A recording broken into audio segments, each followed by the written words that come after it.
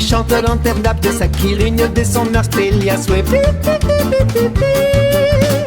我哋又出發啦！我哋今次去呢個。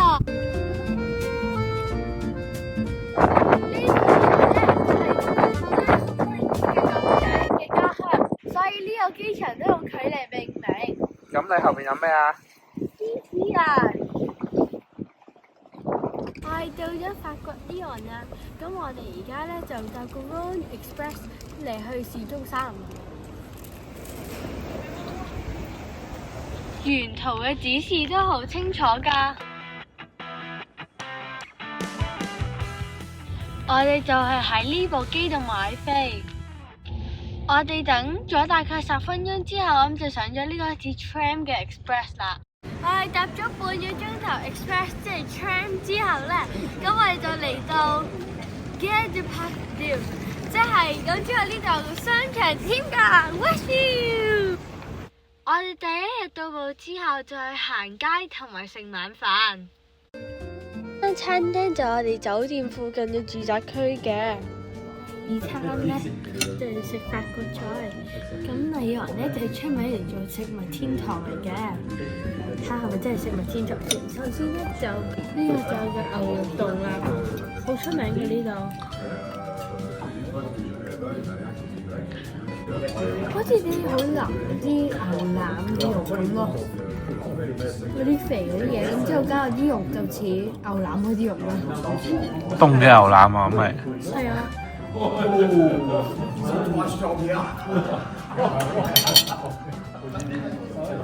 另外一個咧就係威靈頓三文魚，咁咧就好似個威靈頓咁咯。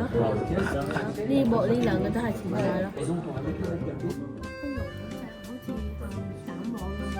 咁得意，好腍啊！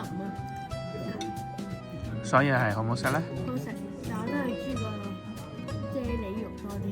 我哋就有我哋嘅主菜，咁我就嗌咗一個 pasta 嘅嘢，好有驚喜，同埋有啲好似啲花柳嘅味，咁之後就有啲蒜香汁嘅味，咁之後上面就2個生人花同埋幾個 bacon 咯。而我爸爸媽媽就嗌咗煎魚，咁就唔使介紹啦。我哋咧就有甜品啦，我哋甜品咧就係一個 French toast 加個雪糕，係法式西多，係唔似香港嗰啲 French toast 嗰啲 muffin 或者蛋糕嗰度，咁之後糖漿喺上面嗰度好脆好味咯。呢啲唔係朱古力㗎，係咖啡 mousse 嚟㗎，咧就可以切一切，點少少加個雪糕。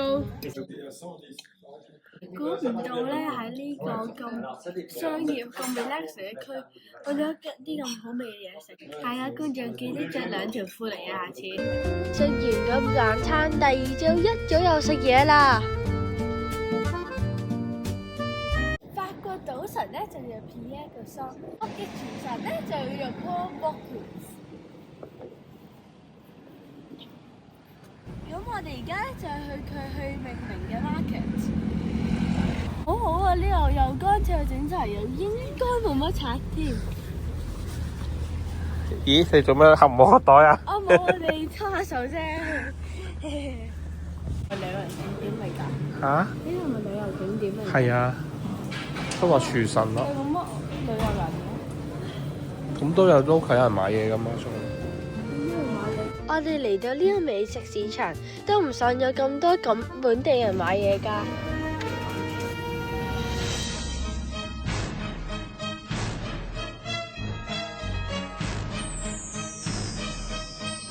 生日有咩選擇啊？之前朱古力蛋糕最好。如果唔食得朱古力咧，我哋可以揀呢個三文魚蛋糕。你食咧，我就會匿埋喺間房度。好，我哋而家咧就嗌咗第一樣嘢食啦，咁就係甜蝦，咁就田雞啊！田雞，青蛙，呢個 frog legs， 有牛油啦，食到牛油加力。同埋食嗰啲小葱，中意係咪啊？呢啲紅色果子都係呢個好出名㗎。呢個它法文叫做 Pomme au Talent，而且係中文咧就叫做粉紅果仁糖。咁有個蘋果同埋有個好似應該頭先嗰啲梅嗰啲嘢啦。試下個蘋果先。係咪好似蘋果派咁，但係冇咁多皮咯？所以嗰啲係蘋果同埋個湯係 even up，唔會太乾，唔會太濕，好味咯。呢個咧個皮出面咧係好脆，好似餅乾咁嘅。咁中間有啲餡咧，就好似啫喱同埋 jam 咁樣咯。嗰啲梅都幾好味㗎，唔係太酸嘅咋。所以總括嚟講係超好食嘅。咁之後我哋就繼續掃街啦。而家係剩緊一個咧，就係分嘢食嗰個人最知嗰個嚟嘅，睇下有冇真係咁好味先。咁我哋就買咗一個凍嘅啫喱肉。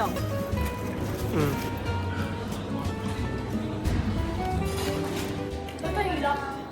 呢個咧就好似啲鹹肉咁樣，加其他肉一齊撈埋一齊。之後你係有啲嗰啲唔係太多肥肉，所以 OK。之後有時就會食到嗰啲 sweet corn 咁，就會好似啲 hidden treasure 咁樣喺啲嘢入邊咁咯。中意。咁咧，你睇下咩嚟？呢個咧就係呢樣嘅兩餸飯。咁咧就有 lentils 啦，有啲 quiche 啦，有啲 beetroot 啦，同埋蝦角牛好似幾好味咁。但係咧，我哋就叫咗一個好似分題嘅豬手。呢個兩餸飯嗰間鋪度就買咗呢個啫喱肉，就好似上海分題咁嘅啦。呢個硬好多，仲未切到個肉㗎。我覺得麻麻地啦，我唔知你觀眾會覺得點，但係我覺得麻麻地咯。呢間嘢都好多人排隊㗎。咁之後我哋見到一個勁多人排隊嘅鋪頭喎。成個批咁喎。太中意頭先一個，點解要買呢個啦？你見到我哋食完個細嘅都唔夠，要嗌個大嘅，咁你就知道係幾好味啦。太大啊！切唔到啊！呢間好出名咁喎。哇！聞到啲餅味又咁遠喎。好勁！但係咧係 even 嘅，你就係 balance out 尖嚟嘅。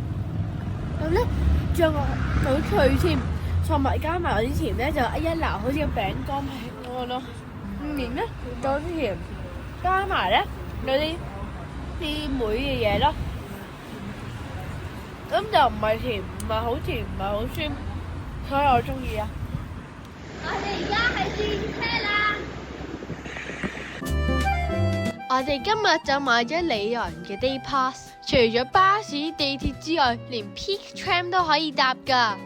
我哋就梗係用到盡啦。里昂纜車係分別有兩條線嘅，就係分別喺1862年同埋1891年營運，連接舊城區同埋山頂。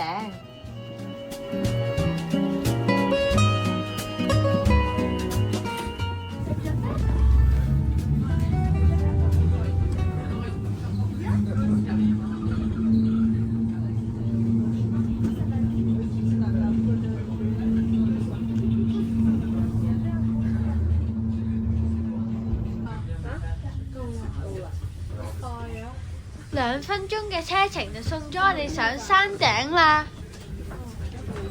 搭完 metro 同埋搭完纜車之後，我哋就去到一個好大好靚嘅教堂啦。呢個就係 Fourvière 聖母大教堂。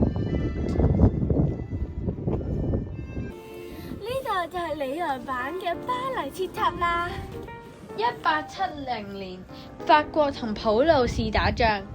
里昂嘅市民同聖母祈求唔好俾人攻擊，最尾里昂冇俾人打喎，於是乎啲人就起咗一個咁靚嘅教堂啦。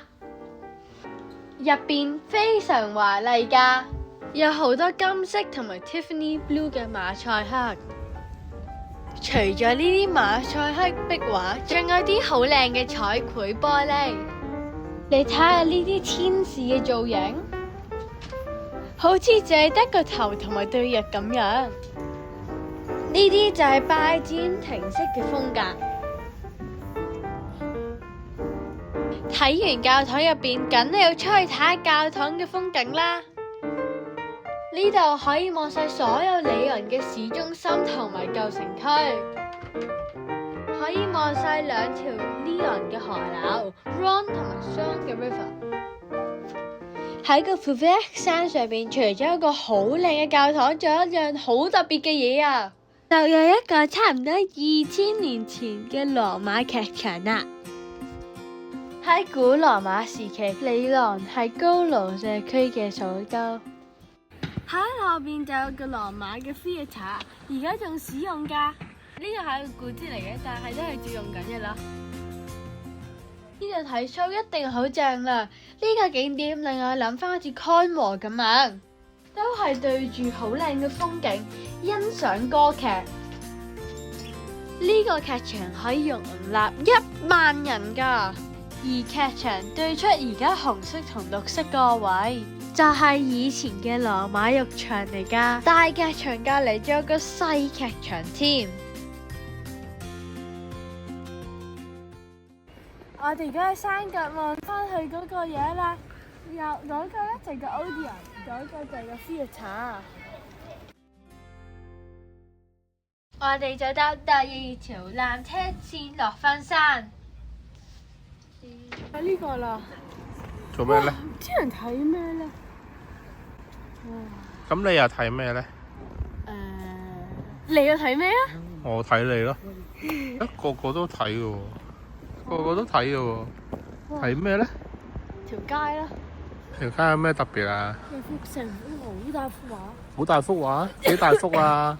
有冇1層樓咁大幅啊？1、2、3、4，4層。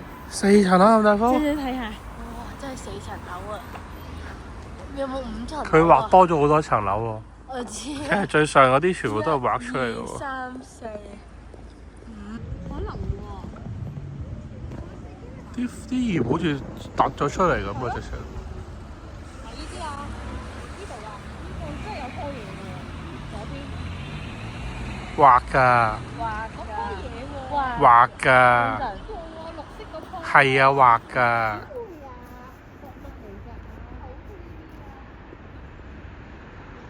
你睇下呢幅畫幾真，媽咪睇咗好多次都覺得有棵樹喺埲牆邊啊！離遠睇係咪仲得意仲靚呢？之後我哋就趕住去下一個景點啦。我哋而家就喺里昂啲舊城區入邊，全世界第一個電影就喺呢度里昂拍攝嘅，所以呢度就係其中一個里昂嘅電影博物館。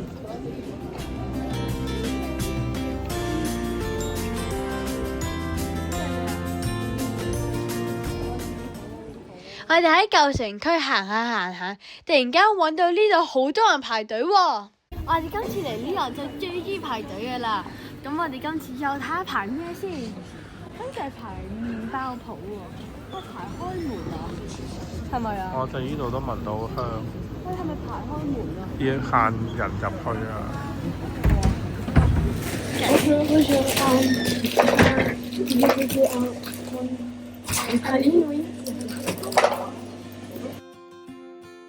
呢間鋪有好多嘢賣㗎，本身咧佢係賣朱古力嘅，但係所有人都買佢嘅麵包啊！哇，好大啊！咁樣先，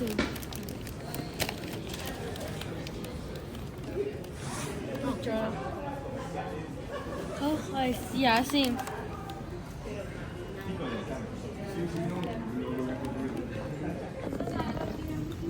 呢個咧好似千層菠蘿包咁嘅，睇，係咁落㗎，好味。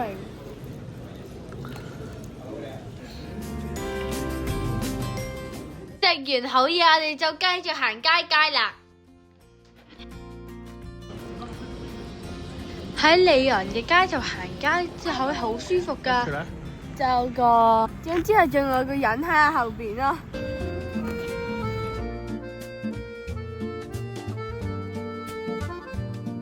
呢昂就係小王子嘅作家嘅出生地嚟㗎。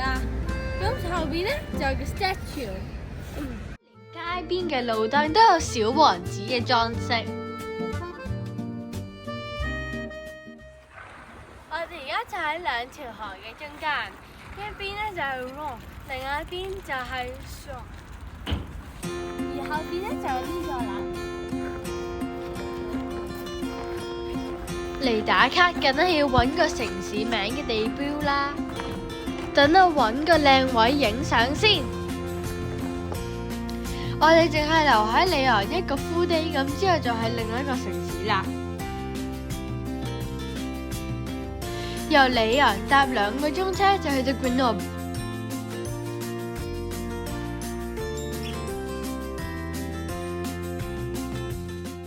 我哋而家就去到個 Alps 嘅山腳啦。呢個城市叫咩名啊？呢個城市就叫做 Grenoble。哇！你呢個法文好標準喎，讀多次。Grenoble。咁有咩特別㗎？呢個城市就係個 Alps 嘅山腳咯，而且啲人哋 skiing 㗎。喺三邊都係俾個雪山包圍嘅。我哋一落巴士都已經覺得呢度好靚啦。我哋而家喺阿爾卑斯山，啲空氣真係清新啊！凍唔凍啊？我覺得 OK 啊，好舒服我覺得。雖然見到咁多雪山，但係個天氣唔係好凍嘅。我哋而家就開始由火車站行去纜車站。呢個城市唔係好大嘅啫，慢慢行，大概行25分鐘咁就到㗎啦。喺 Grenoble 嘅市區唔係太多人嘅，因為好多人都直接上咗雪山去滑雪。咁我哋就可以靜靜咁欣賞個小鎮啦。你睇下呢度幾靚，你睇下條河幾驚頭咁，同埋睇啲山幾 relaxing 咁樣，同埋有啲 graffiti 咁，你睇下隻眼。雖然呢一個係山城，但係市中心嘅道路都好平坦嘅。咁之後城市正側邊咧就有啲高山包圍住。呢度咁獨一無二嘅影像就係 Grenoble 特別嘅地方啦。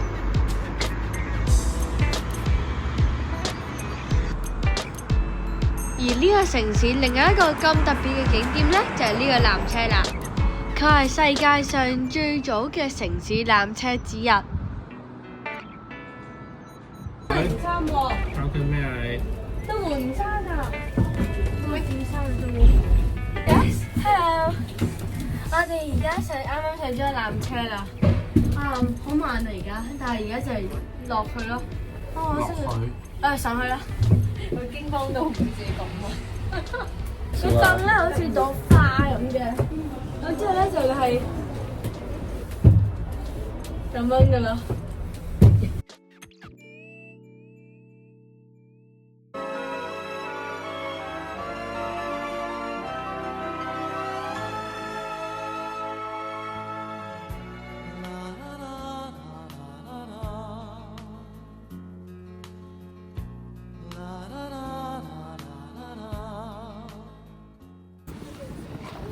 頭先就用咗1分鐘你上得嚟啦，上咗嚟就可以望到成個 Grenoble 個河啦。頭先嗰條好大嘅街啦，咁之後睇下個 Alps 幾靚。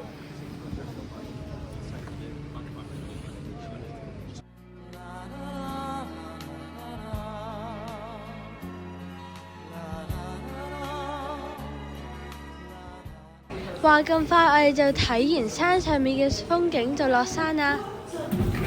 咦？呢個又唔動凳噶喎。係啊，隔離嗰間啊，好正啊！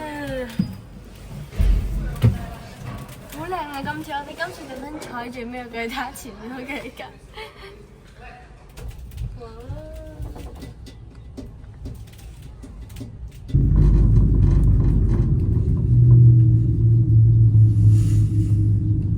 落咗山之後有個市集喎，睇下有咩買先。呢個係 Record Market 嚟㗎噃，係賣 record 同埋畫㗎噃。係喎。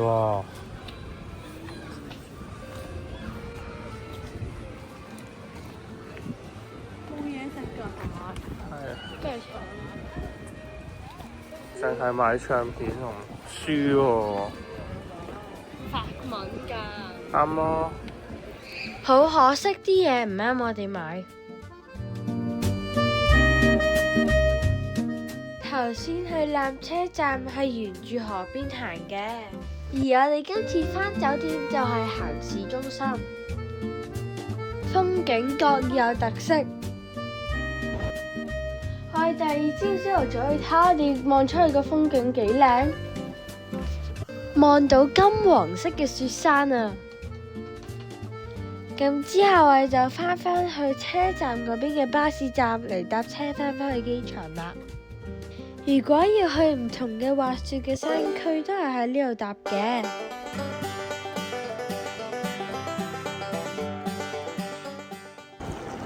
喺邊啊？我哋而家喺機場。做乜咁唔開心啊？我哋走啦！話咁快，我哋就結束呢個4日嘅旅程咯。由於我哋個機場太細，我哋就見到一個奇景。已經boarding緊，但係啲人坐晒喺度啊！因為一過咗呢個boarding位呢，就要出去吹風，等架飛機開門上下。總括嚟講，我就覺得旅遊係一個美食之旅嚟嘅啦。我哋仲食咗都好多唔同嘅法國菜，但係冇介紹出嚟。大家要親身感受下法國嘅美食啊！今集嘅節目就差唔多啦，記得 like、subscribe、share， 撳埋鐘仔，係咁先啦，拜拜。